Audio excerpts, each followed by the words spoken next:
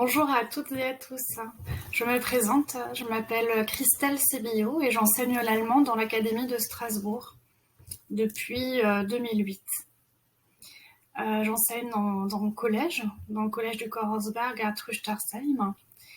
Et je suis également ambassadrice eTwinning depuis 2012. Donc je propose des formations à eTwinning depuis 2012. Et en 2015, on m'a proposé de rejoindre l'équipe des formateurs en formation initiale, à l'époque à l'ESP, aujourd'hui à l'INSPE.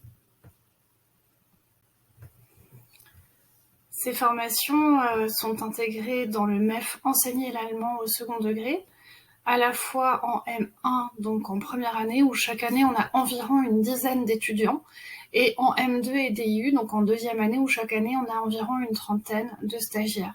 Donc DIU, c'est les diplômes interuniversitaires. La particularité dans notre cursus en allemand, c'est qu'on a beaucoup plus de stagiaires en DIU qu'en M2. C'est principalement aussi parce qu'on a énormément de reconversions. Depuis 2015, la formation à eTwinning a beaucoup évolué à l'INSPE de Strasbourg en allemand. C'est vrai qu'au départ, en 2015, quand j'ai commencé à faire ces formations, on les proposait dans le cadre d'une UE de pédagogie de projet, et les stagiaires avaient vraiment pour obligation de créer un projet pendant l'année scolaire. Donc tous les stagiaires avaient cette obligation, à la fois en M2 et en DIU, et c'était évalué. Le problème, les difficultés auxquelles on a été confrontés, c'est que la formation était très dense. Il y avait vraiment une hétérogénéité entre les M2 qui avaient suivi le parcours de formation en M1 et les DIU qui avaient beaucoup de choses à reprendre, parfois à déconstruire, à reconstruire. Et l'obligation de créer un projet eTwinning pendant l'année scolaire ajoutait un petit peu à la lourdeur de cette formation, avec la pression de l'évaluation dans cette UE, en plus de l'inspection. Donc en 2018, on a décidé avec notre coordinatrice de formation, Catherine Jordan, de proposer la création d'un projet eTwinning, mais sans obligation. Donc toujours dans le cadre de cette formation à eTwinning, dans l'UE pédagogie de projet. Donc un projet était évalué dans cette UE pédagogie de projet, mais c'était plus forcément un projet eTwinning. Ça pouvait être un projet eTwinning si je choisissais d'en mener un. Et en 2020, avec la crise sanitaire et les différentes évolutions, on a décidé, j'ai proposé de mener vraiment un projet d'échange avec des étudiants et des stagiaires allemands, pour que finalement cette formation se passe un peu de l'intérieur, qu'ils commencent par découvrir vraiment la plateforme de l'intérieur pour ensuite se l'approprier. Donc cette fois, depuis 2020, le projet eTwinning n'est plus évalué en tant que tel, mais il est valorisé dans les compétences et il permet vraiment de développer différentes compétences dans le cadre du parcours de formation. Alors la difficulté à laquelle on a été confronté, c'est plutôt la réforme de la formation, avec le concours qui arrive en fin de M2. Donc les M2, eux, se concentrent beaucoup plus maintenant sur la préparation du concours. Et au final, avec la densité de la formation, il est vrai que peu de stagiaires mènent par eux-mêmes un projet eTwinning pendant l'année de stage. En revanche, l'avantage, c'est qu'ils participent tous à un projet eTwinning avec d'autres stagiaires en Allemagne. En M1, donc les étudiants participent à un projet eTwinning. Là, eTwinning, c'est vraiment le support d'échange avec des étudiants allemands de Fribourg. Donc l'objectif, c'est vraiment qu'ils échangent à la fois au niveau des compétences culturelles, des connaissances culturelles, des actualités culturelles aussi, mais qu'il y ait aussi des échanges linguistiques pour asseoir vraiment aussi les compétences linguistiques des étudiants, à la fois des étudiants français en langue allemande et des étudiants allemands en langue française, qu'ils échangent également à propos des systèmes éducatifs. Et la plateforme ici nous a vraiment servi comme support à la mobilité, puisque en fin d'année scolaire, fin d'année universitaire, les étudiants avaient la possibilité de participer à un échange à la fois dans les établissements et instituts de formation allemands. Donc le TwinSpace nous a permis d'échanger tout au long de l'année universitaire, mais il a aussi permis aux étudiants de déposer leur rapport de mobilité, des photos, des réflexions. En fin de mobilité, les étudiants ont eu la possibilité de valoriser les compétences acquises sur l'application Acquis, qui est un outil international pour valoriser les compétences de mobilité.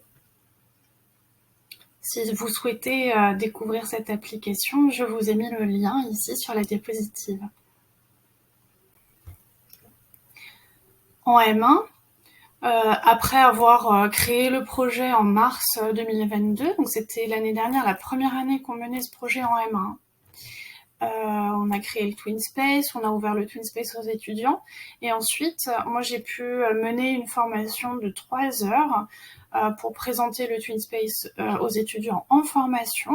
On a préparé des vidéos pour les étudiants allemands, et on leur a proposé individuellement, en fonction de leurs objectifs et de leur centre d'intérêt, d'aborder d'autres thématiques directement sur le TwinSpace en interaction.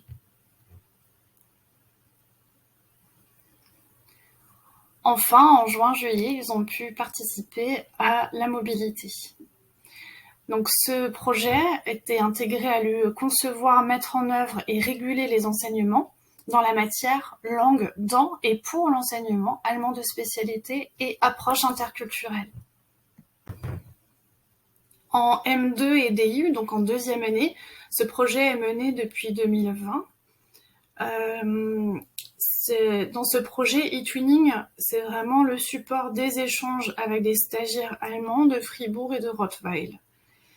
L'objectif ici, c'était encore une fois des échanges culturels et linguistiques, mais aussi vraiment là, cette fois-ci, des échanges professionnels en didactique, en pédagogie, sur la construction de séquences, l'évaluation par compétences, mais aussi par exemple le langage de classe, etc. Donc le TwinSpace ici était à la fois le support de ces échanges, mais aussi réellement le support de formation à eTwinning. Les stagiaires ont d'abord échangé pour apprendre à se connaître. Et ensuite, ils ont pu participer plutôt en autonomie, encore une fois, à différentes thématiques. Donc des échanges sur la didactique, des échanges sur le langage de classe ou encore des échanges interculturels, comme par exemple sur les films à regarder absolument, ou alors sur les musiques récentes à découvrir, qu'on peut découvrir juste pour le plaisir ou alors utiliser en classe avec les élèves. Et puis des échanges linguistiques aussi, par exemple ici sur les expressions idiomatiques.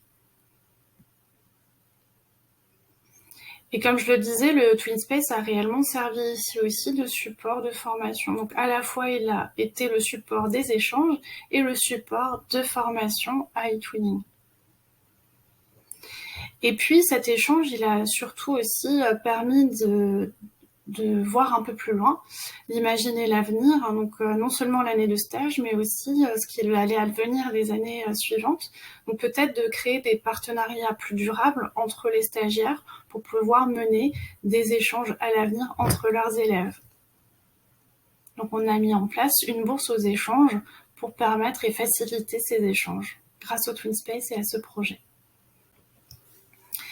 Dans la maquette de formation en M2 DIU, ce projet était intégré à lui construire les savoirs pédagogiques dans le cadre des enseignements à dispenser dans la matière didactique disciplinaire. Il n'y a pas d'évaluation à proprement parler dans le cadre de ce projet. Il permet encore une fois de construire des compétences, les différentes compétences attendues pour les professeurs stagiaires. En revanche, ils peuvent se servir également de ce qu'ils auront appris en formation eTwinning dans le cadre d'un livrable, puisque nous fonctionnons actuellement en évaluation par compétences, et c'est un livrable sur les outils numériques et le RGPD. Je vous laisse ici le lien vers le Twin Space de ce projet en M2 et DIU et je vous remercie beaucoup pour votre attention. Je vous souhaite de belles découvertes, beaucoup d'échanges enrichissants autour d'e-twinning en formation initiale. Bon séminaire!